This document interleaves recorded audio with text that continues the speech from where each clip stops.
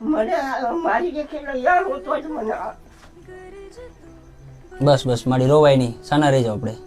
એમાં આપણે જે થઈ ગયું એમાં આપણે હું કે કોઈ પણ કાંઈ નહીં કરીએ કે, પણ હવે આપણે જોવાનું છે કે આ દીકરા અને દીકરીઓની જિંદગી કઈ રીતે સારી થાય.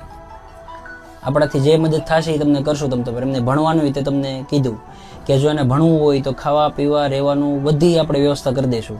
આ દીકરાને શું થયેલું છે? એને નાનો મગજ ઓછો, એને મગજ ઓછો છે પહેલેથી કે જન્મમાંથી છે. તો શેની નોકરી લેવી છે? ડોક્ટર બનવું છે. પણ ડોક્ટર બનવામાં તો પૈસા જોવે, ઘણું બધું ભણવું પડે. એ બધું ક્યાંથી આવશે? થઈ જશે બધું કે નક્કી નથી? નથી ને. અત્યારે મમ્મી પપ્પા છે નહીં તો પૈસા કોણ પૂરા પાડશે બધી જગ્યાએ?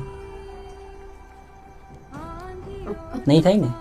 તો પછી અમે ભણવા મોકલશું, ત્યાં ભણવા જવું છે? એ ઘડીક ન થાય જે કથા ત્યાં ડોક્ટર બની જશો તો ખાવા પીવા રહેવાનું બધું ફ્રીમાં. નહીં ત્યાં રહેવાનું પાછું જવું છે ત્યાં.